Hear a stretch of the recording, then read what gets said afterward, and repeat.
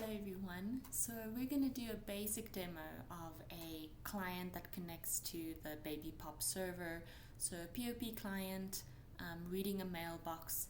So I've already created a GUI. So if I run this, I'll show you what it looks like. Essentially, it pops up something like this. So this is not your full prac at all. You need to still write the login page and then list and also be able to retrieve a particular mail. One way you can retrieve the mail, for instance, is by having it actually have a user enter like the ID of the mail and then click on a button in order to then retrieve that particular mail, and it will retrieve the contents of it. So you have to read that mail. But today, just to show you basic interaction, we're going to do the list command, and here we also see all the server responses or status codes on the right hand side, and on the left hand side actually list all the available mail of that particular user. Okay, so without further ado, let's go get into it. Please note this is a code demo, and so I will be running it through a copy checker, all the submissions, because I am sharing code recorded. So please do not copy my code. Make sure you follow your own logic and submit your own work. This is just a proposed example and it is not the ultimate solution. There's a lot of room for improvement on this code, and also exception handling, error handling, and so forth, error codes, etc. So I created a client pane on the side. It extends the grid pane. I assume on the main side you all are familiar with JavaFX and how to get a proper pane set up. You set your scene and you add the stage and make the stage visible. Basically, you set the title and show it.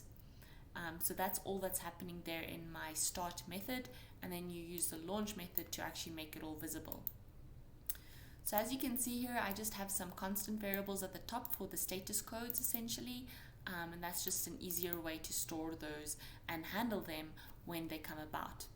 I have my input stream, output stream, and then I have a few buttons, and I've got a helper method in my constructor that will actually help me to set up my UI.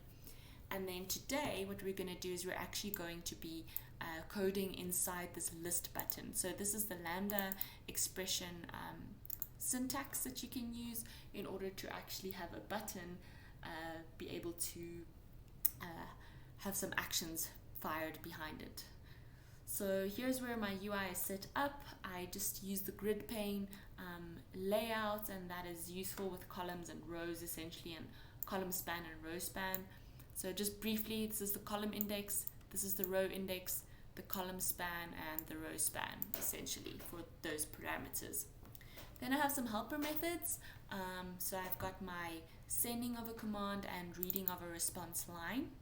So the reason this method returns something is the moment I've actually sent something, my server will respond with a response. So I use my print writer to print a command out, and I flush, and then I read the response using my other helper method.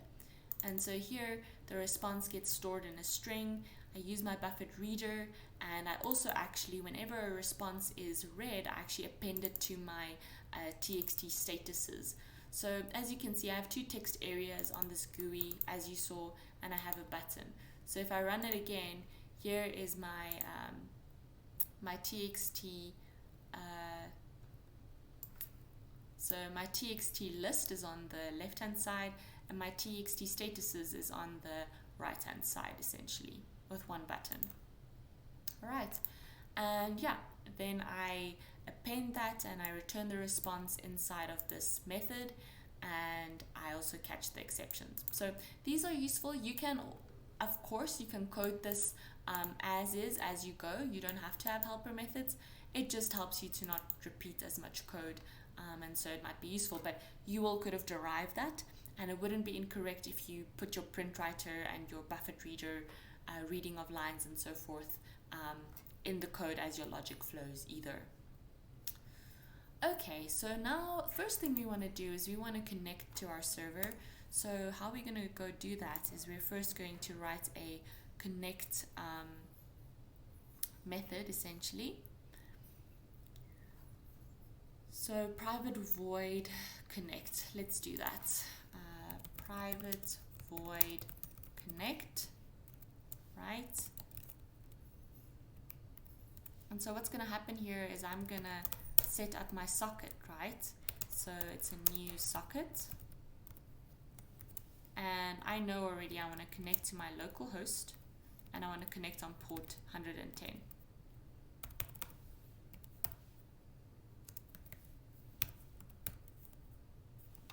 But of course I need to do error handling, surround with a try catch.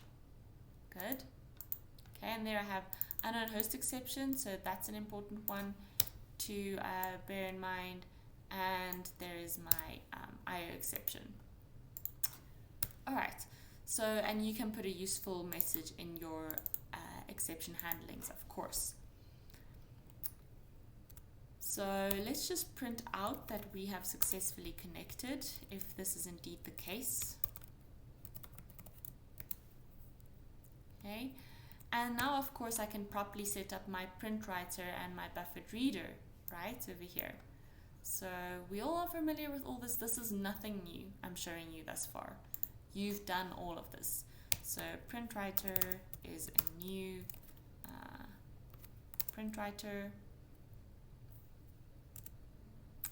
Okay, client.get output stream.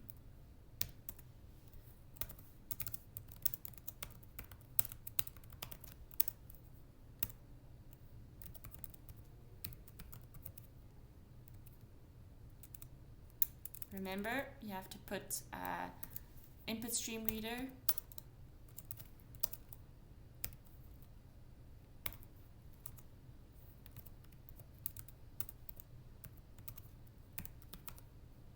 client.get input stream. All right. Great. So essentially, when we connect, I know that. Remember, I showed you all the test with Patty. It comes back and says, okay, baby POP3 server is ready. So I want to see that status. The moment that it's connected, I want to actually read that response. So I'm going to say string response, the moment I've connected, is equal to my buffered reader dot read the first line, essentially. And I want to append that to my statuses, right? So I'm going to say txt statuses dot append text. Essentially, and I'm going to append the response there and also have it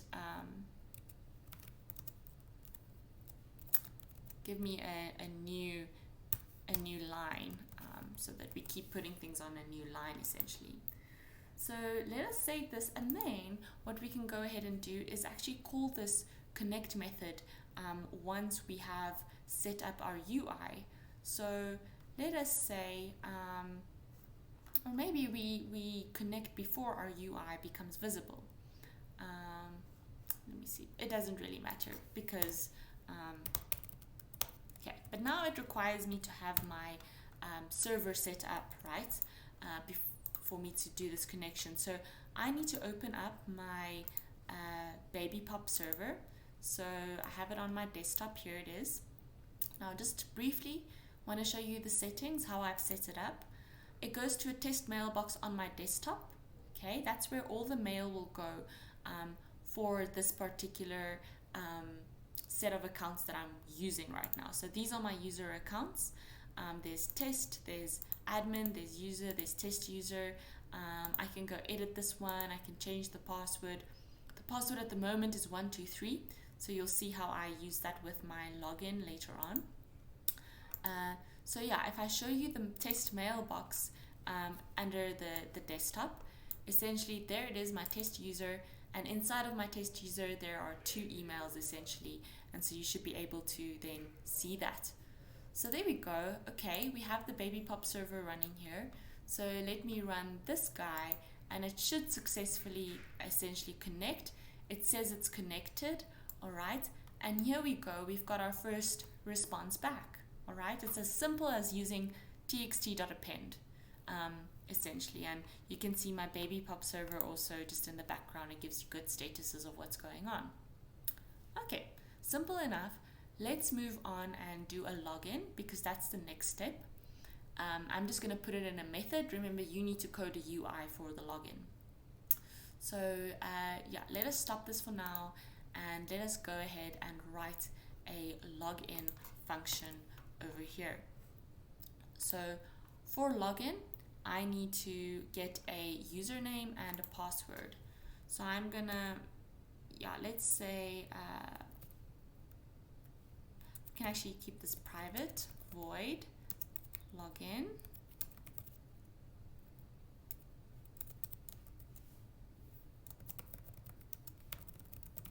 Okay, in industry you never pass passwords in plain text, you always encrypt them.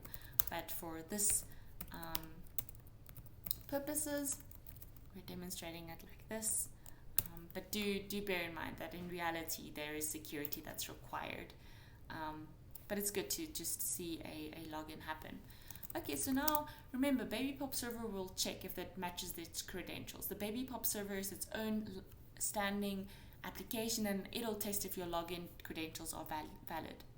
But let me, now remember, my send command, this actually returns a value. So I can call this send command. Let's send the command.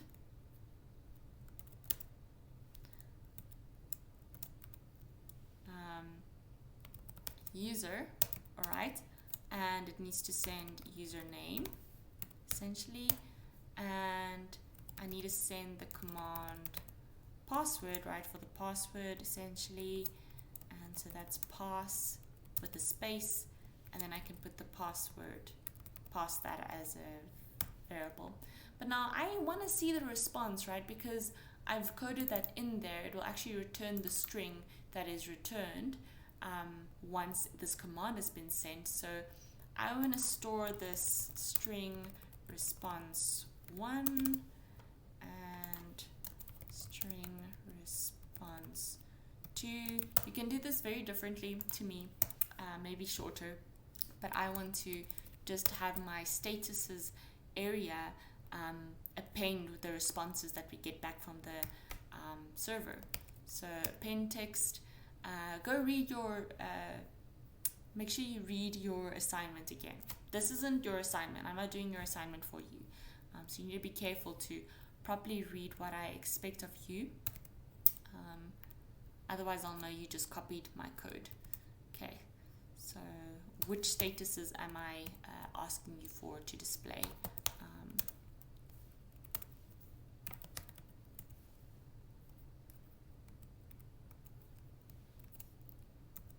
But it is useful at a front-end stage to know when things are going right and when they're going wrong. So I'm just showing when things are going right. You need to also show or handle for the case where things might go wrong. So when that error code gets thrown potentially, or wrong data has been passed for the login, you need to then handle that. Okay. Okay, so that's the login coded. So let's see if we go and call the login function after we've connected up top here. So I'm going to just log in essentially, and what I need to pass here is the username. So I'm going to use this test user that I had, and the password for it was 123. It's all strings. There we go. So we should be able to successfully log in, I think, and it should show us that what the server's response is on each of them. So let me run our server once again. So I'm writing a Java application that's actually just interacting with this server. Okay, and I run this guy. Okay, and now you'll see my BabyPop server gives you all kinds of statuses, and my UI has also popped up here, and there you can see here's the server responses. It's received the username, it said it's ready first, then it got the it basically got the user, it gave you an okay, it got the password, and it said that everything is essentially okay. So there we go, we're all good and connected and logged in. Now that we're logged in, we can focus on our listing of available mail.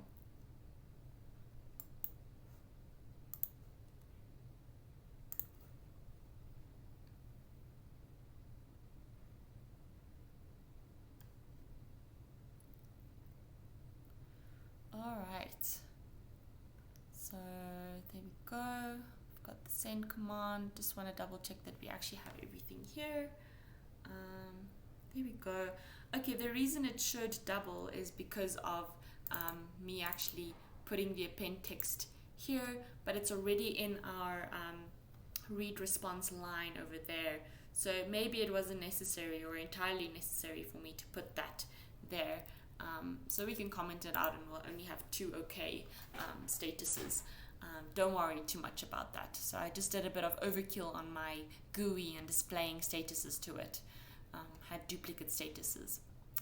But what we want to get to now is we really want to send the list command to my user. Now I'm going to just demo with POP3 for now, just so you guys can see what we are looking at in terms of response or what we expect. So I'm going to do the exact same on POP3 that our Java application or client is actually doing already. To a certain extent, it needs to be a raw connection and don't exit. Let's open it up. There we go. It pops up and says it's ready. Then I say my user is the test user. My password is 123. Then it's okay. And then I say list. Now our program cannot do this yet, but let's see, what are we expecting? Okay, there are 2 emails, that's correct, in our mailbox, and they are in total 32 bytes.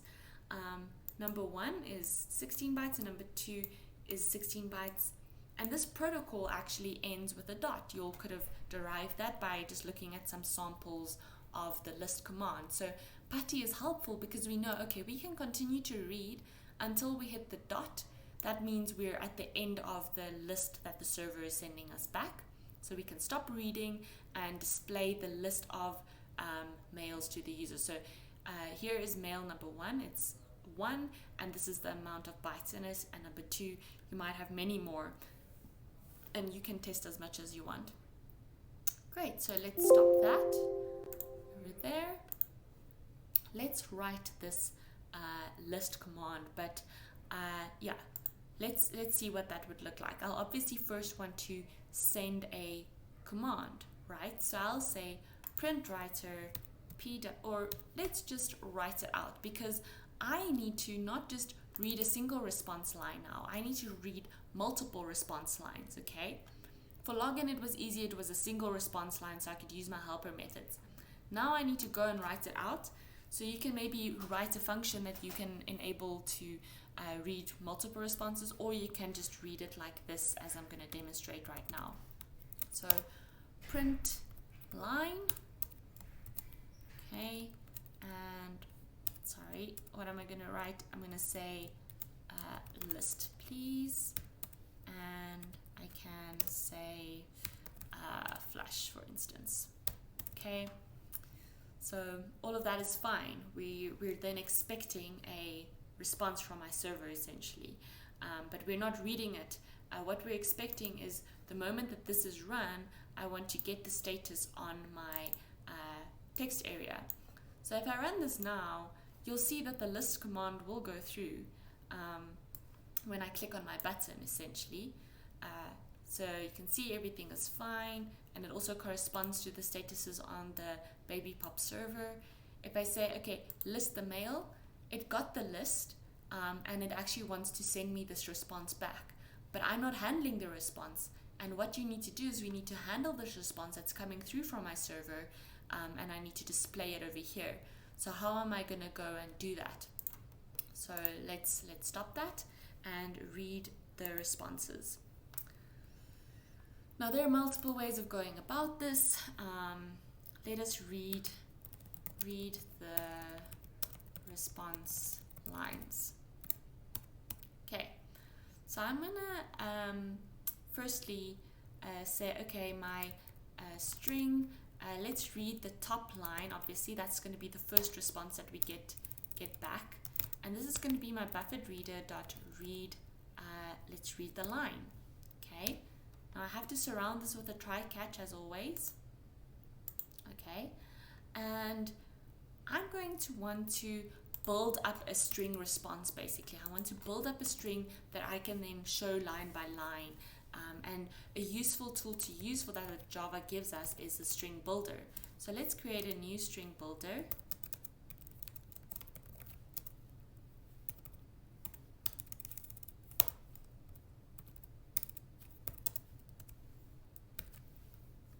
Okay. And now I want to append this top line to my string builder. So string builder, you can go read up, is just a mechanism to build up a longer string that can contain line feed characters and so forth. So I'm going to append to it this top line that I've just read, and that is where it says, okay, there are 2 mails in this mailbox and there are 32 bytes in total. Okay, and it's always useful when we want to build it, we want it to be line separated, so like that. Okay, but now I also want to analyze. Now I'm going to already give you all a little bit of a hint here for what if it can't read or return the list of mails. Maybe it's empty or something could go wrong. So already going to hint at handling errors, but nothing new once again. Everything you needed to do this practical was discussed on Tuesday essentially. This is just a nice additional extra for you all. So string tokenizer you can use to see whether the response was actually okay or not. So I'm going to say it's a new string tokenizer. Okay, and we're going to analyze this top line. Did it actually come back positive or negative? So if this next token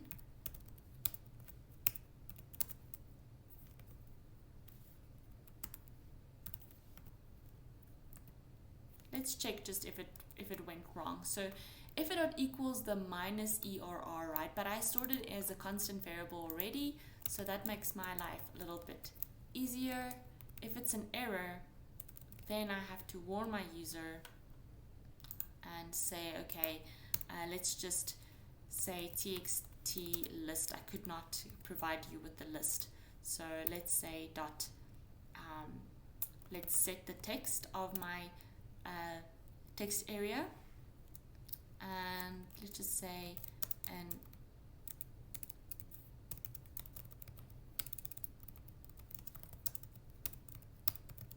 an error has occurred retrieving the list of mails. Okay, here we go.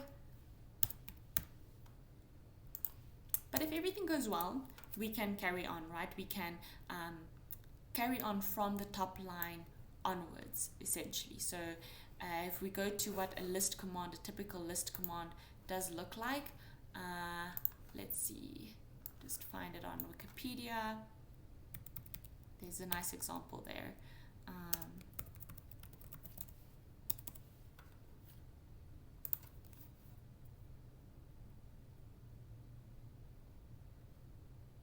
All right, while that's loading, let's get everything formatted correctly.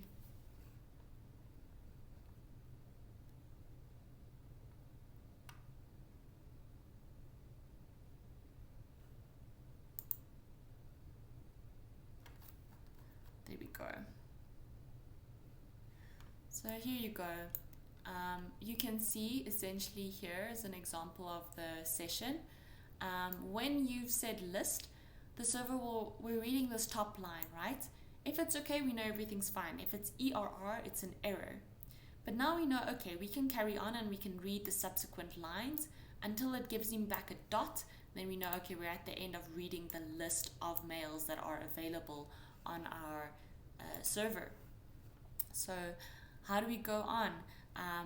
Well, let's have a line which we're going to keep on reading. So string line, create an empty string to read from. You could have just reassigned top line as well if you want to save memory, but that's fine. I'm going to check, okay, while it's not true that there are more lines to read, while we don't have a line that just contains a full stop, we can continue reading.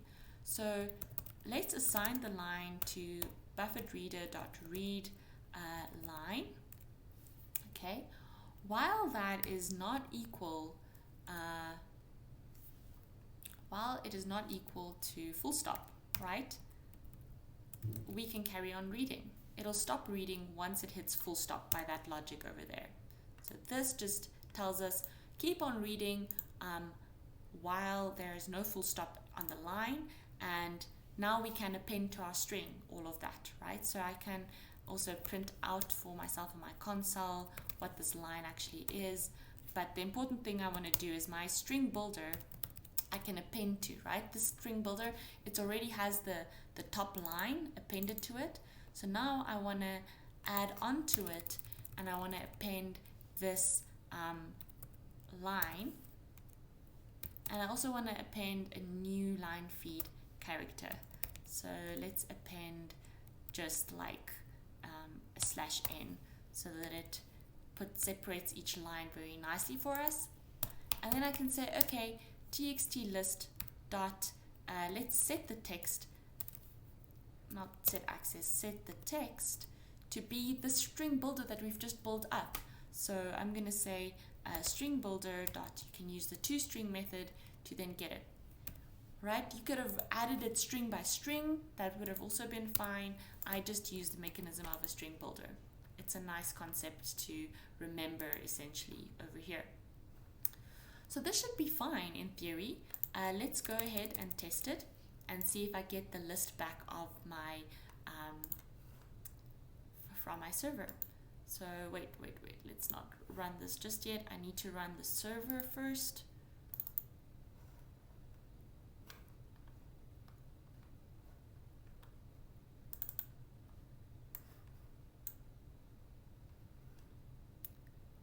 All right, client is saving and running. Here we go. Okay, and let me just get the server as well over there. Now let's send it the list command. List, all right, and it handles it correctly for me. It actually reads out that okay, you've got 2 mails in your mailbox, they're 32 bytes each. The first one is 16 and the second one is 16. Okay, but there was honesty.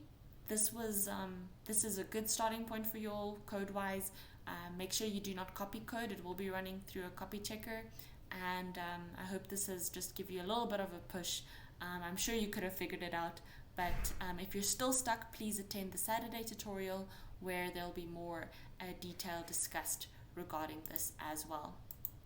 All right, thank you everybody, and I'll see you then in next week's practical.